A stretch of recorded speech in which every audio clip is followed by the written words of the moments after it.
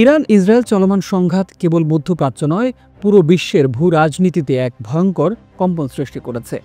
পারমাণবিক স্থাপনাগুলো, কালো ধোঁয়া, শীর্ষ জেনারেলদের আকস্মিক মৃত্যু এবং বিশ্ববাজারে তেলের দামে লাগা আগুন, এই সব কিছুই একটি অনিবার্য প্রশ্নকে সামনে নিয়ে এসেছে।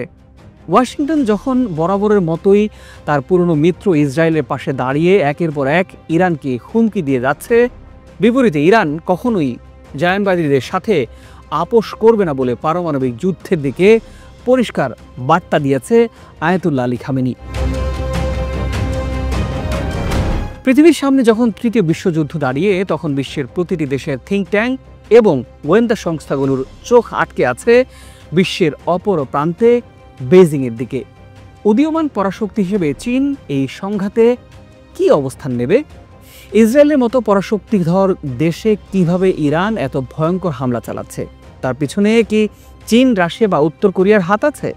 প্রিয় দর্শক, আজকের প্রতিবেদনে থাকছে এসব জটিল কিছু প্রশ্নের সমীকরণ। পুরো আয়োজনে আমাদের সাথে থাকুন।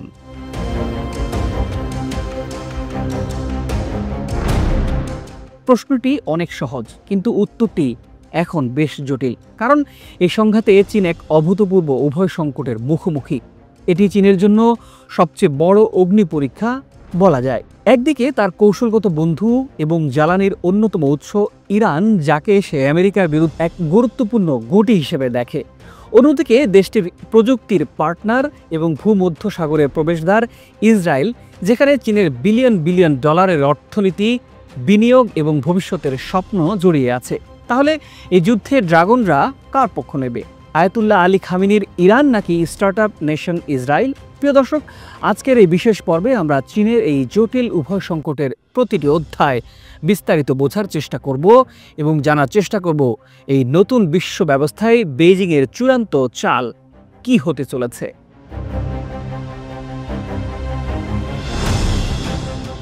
চীনের কাছে ইরান শুধু একটি সাধারণ দেশ নয়, এটি তার বৈশ্বিক কৌশলের এক অবিচ্ছেদ্য অংশ। এই সম্পর্কের শেকড় প্রাচীন সিল্ক রোড থেকে শুরু করে আজকের ডিজিটাল যুগ পর্যন্ত। কিন্তু আধুনিক রূপটি দাঁড়িয়ে আছে তিনটি প্রধান ভিত্তির উপর। প্রথম এবং সবচেয়ে গুরুত্বপূর্ণ বিষয়টি হলো জ্বালানির নিরাপত্তা। চীন বিশ্বের সবচেয়ে বড় শিল্পোন্নত দেশ এবং একই সাথে সবচেয়ে বড় তেল আমদানিকারক। দেশটি মানুষের জীবনযাত্রা এবং ট্রিলিয়ন ডলারের অর্থনীতির চাকা সচল রাখতে প্রতিদিন বিপুল পরিমাণ জ্বালানির প্রয়োজন। এই জ্বালানির একটি বিশাল অংশ আসে অস্থিতিশীল মধ্যপ্রাচ্য থেকে। চীনের জন্য ইরান এখানে এক বিশাল ভূমিকা পালন করে।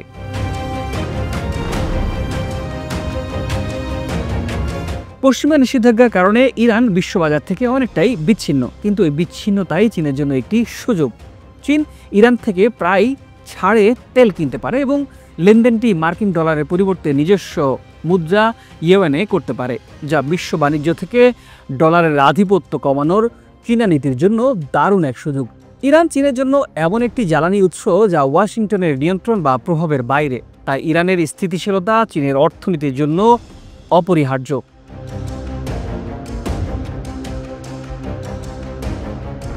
দ্বিতীয়টি হলো ভূ রাজনৈতিক কৌশল। চীন একটি বহু মেরুর বিশ্ব ব্যবস্থা তৈরি করতে চায়, যেখানে আমেরিকার একাধিপত্য থাকবে না। এই লক্ষ্যে ইরান চীনের জন্য শুধুমাত্র একটি তেল সরবরাহকারী দেশ নয়, বরং একজন অপরিহার্য কৌশলগত মিত্র। ইরানের ভৌগোলিক অবস্থানকে মধ্য এশিয়া, দক্ষিণ এশিয়া, মধ্যপ্রাচ্য এবং ইউরোপের সংযোগস্থলে পরিণত করেছে। চীনের উচ্চাভিলাষী belt and road initiative, BRI বা নতুন সিল্ক রোড প্রকল্পের জন্য ইরান একটি কেন্দ্রীয় হাব। এই প্রকল্পের মাধ্যমে চীন এশিয়া থেকে ইউরোপ পর্যন্ত স্থল ও সমুদ্র পথে বাণিজ্য পথ তৈরি করতে চায়, আর সেই পথের একেবারে কেন্দ্রে আছে ইরান।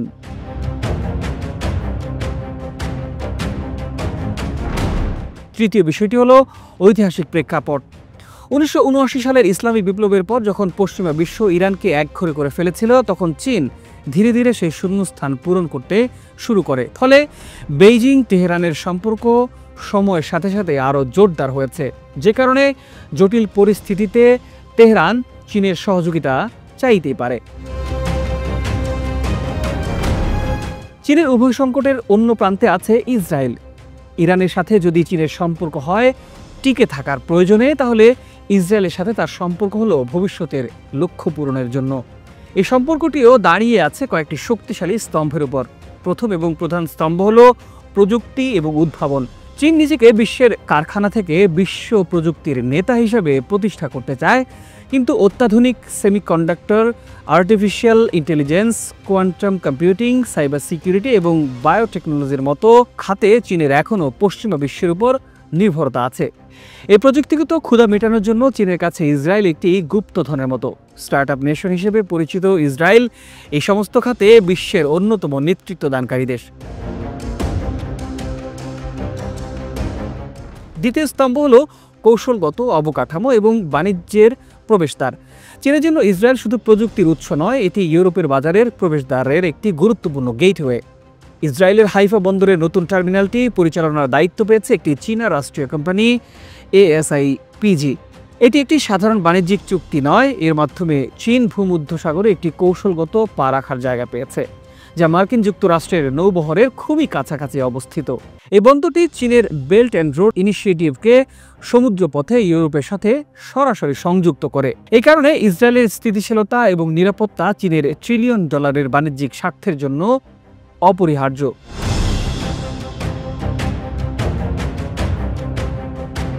অপারেশন রাইজিং লায়ন আপাতদৃষ্টিতে ইসরায়েল ও চীনের পরস্পর বিরোধী সম্পর্ককে এক ভয়াবহ সংকটের মুখে এনে দাঁড় করিয়েছে। একদিকে তার কৌশলগত মিত্র ইরান আক্রান্ত, অন্যদিকে আক্রমণকারী হল তার সবচেয়ে গুরুত্বপূর্ণ প্রযুক্তির পার্টনার ইসরায়েল। এই অবস্থায় চীন কি করবে? বেইজিংয়ের প্রাথমিক প্রতিক্রিয়া ছিল চীনের চিরাচরিত কূটনীতি এক নিখুঁত ধারণা, অত্যন্ত সতর্ক পরিমাপ করা এবং অস্পষ্ট। তারা প্রকাশ্যে হামলার নিন্দা জানিয়েছে এবং সব পক্ষকে সংযম প্রদর্শনের আহ্বান জানিয়েছে। হামলার নিন্দা ছিল ইরানের প্রতি একটি সান্ত্বনা এবং মিত্র হিসেবে পাশে থাকার বার্তা, কিন্তু সব পক্ষকে সংযম প্রদর্শনের আহ্বান ছিল একটি নিরপেক্ষ অবস্থান, যেটি ইসরায়েলকে সরাসরি দোষারোপ করা বোঝায় না। পর্দার আড়ালে চীনের কমিউনিস্ট পার্টির ভেতরে সম্ভবত এখন তীব্র বিতর্ক শুরু হয়ে গেছে। একদল কূটনীতিক হয়তো চাইছেন ইসরায়েলের বিরুদ্ধে কঠোর অবস্থান নিয়ে বিশ্বজুড়ে, বিশেষ করে গ্লোবাল সাউথে নিজেদেরকে আমেরিকার বিকল্প নেতা হিসেবে প্রতিষ্ঠা করতে।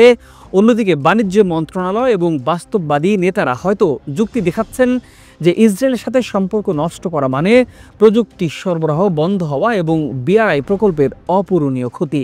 তাহলে এই সংকটময় মুহূর্তে চীনের আসল দীর্ঘমেয়াদী পরিকল্পনা কি হতে পারে? বিশ্লেষকরা কয়েকটি সম্ভাব্য পথের কথা বলছেন।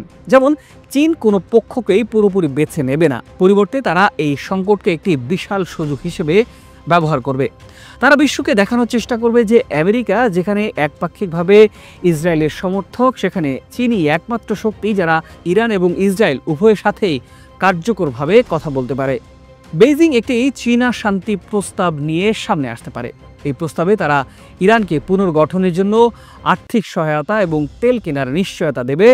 অন্যদিকে ইসরায়েলকে এই আশ্বাস দেবে যে তারা তাদের প্রভাব ব্যবহার করে ইরানের পারমাণবিক কর্মসূচিকে একটি নির্দিষ্ট সীমার মধ্যে রাখবে। এর মূল উদ্দেশ্য শান্তি প্রতিষ্ঠা নয়, বরং মধ্যপ্রাচ্যে এমন একটি স্থিতিশীলতা ফিরিয়ে আনা যেটি চীনের জ্বালানি সরবরাহ এবং বাণিজ্যিক রুটকে সুরক্ষিত রাখবে। প্রিয় দর্শক, সংঘাত যদি আরও ভয়াবহ রূপ নেয় এবং আমেরিকা সরাসরি ইরানের বিরুদ্ধে যুদ্ধে জড়িয়ে পড়ে, যা চীনের জ্বালানি নিরাপত্তাকে মারাত্মকভাবে বিঘ্নিত করবে, তাহলে চীন তার বর্তমান নিরপেক্ষ অবস্থান থেকে সরে আসতে পারে। তবে তারা সরাসরি সামরিক সংঘাতে জড়াবে না। এর পরিবর্তে তারা গোপনে ইরানকে আরও বেশি অর্থনৈতিক সহায়তা দিতে পারে, নিষেধাজ্ঞাকে পাশ কাটানোর নতুন পথ তৈরি করে দেবে এবং পরোক্ষভাবে কিছু অসামরিক কিন্তু গুরুত্বপূর্ণ প্রযুক্তি যেমন সার্ভেলেন্স সিস্টেমের যন্ত্রাংশ সরবরাহ করবে। একই সাথে চীনের রাষ্ট্রীয় মিডিয়া বিশ্বজুড়ে ইসরায়েল বিরোধী এবং আমেরিকা বিরোধী প্রচারণাকে আরও তীব্র করে তুলবে। এর উদ্দেশ্য হবে আমেরিকাকে মধ্যপ্রাচ্যের কাদায় আরও জড়িয়ে ফেলা। আবার কেউ কেউ বলছেন চীন প্রকাশ্য শান্তির কথা বললেও পর্দার আড়ালে এই অস্থিতিশীল পরিস্থিতি থেকে সর্বোচ্চ সুবিধা নেয়ার চেষ্টা করতে পারে।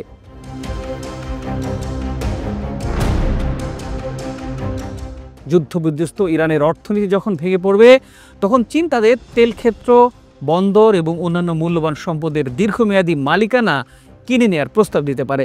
পুনর্গঠনের জন্য বিপুল পরিমাণ ঋণ দিয়ে তারা ইরানকে ঋণের জালে আবদ্ধ করে ফেলতে পারে। একইভাবে মধ্যপ্রাচ্যে একটি নিরাপত্তাহীনতার পরিবেশ তৈরি হলে অনেক দেশে হয়তো আমেরিকার পরিবর্তে চীনের কাছ থেকে নিরাপত্তা এবং নজরদারি প্রযুক্তি কিনতে আগ্রহী হবে। এই বিশৃঙ্খলা চীনের জন্য একটি নতুন বাজার তৈরি করার সুযোগ এনে দিতে পারে। তবে বলা যায় শেষ পর্যন্ত চীন বন্ধু ইরান বা পার্টনার ইসরায়েল কাউকেই অন্ধভাবে বেছে নেবে না। চীন বেছে নেবে চীনকে এবং তার জাতীয় স্বার্থকে। তার পররাষ্ট্রনীতির মূল চালিকা শক্তি হল স্থিতিশীলতা, এমন এক স্থিতিশীলতা যা তার বাণিজ্য এবং উন্নয়নের পথকে মসৃণ রাখবে।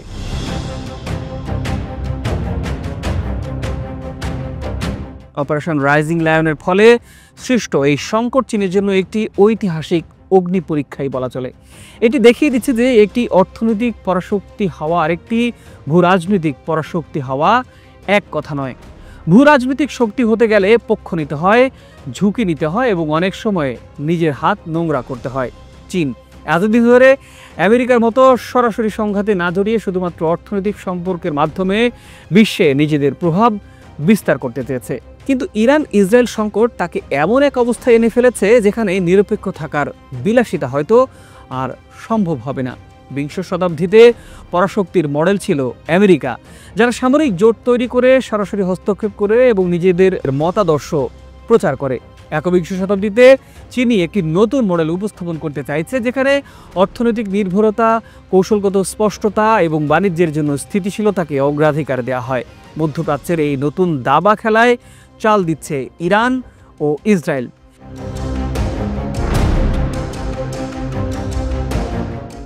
কিন্তু খেলার ফলাফল হয়তো লেখা হবে বেইজিংয়ের হাতে। এটি হয়তো একবিংশ শতাব্দীর নতুন বিশ্ব ব্যবস্থার সবচেয়ে বড় প্রমাণ, যেখানে ক্ষমতার কেন্দ্র ধীরে ধীরে পশ্চিমা থেকে পূর্ব দিকে সরে আসছে। প্রিয় দর্শক, আজ এ পর্যন্ত। প্রতিবেদনটি ভালো লাগলে লাইক, কমেন্ট ও সাবস্ক্রাইব করতে ভুলবেন না। ইরান ও ইসরায়েলের যুদ্ধের সবশেষ আপডেট পেতে সাবস্ক্রাইব করে আমাদের সাথেই থাকুন।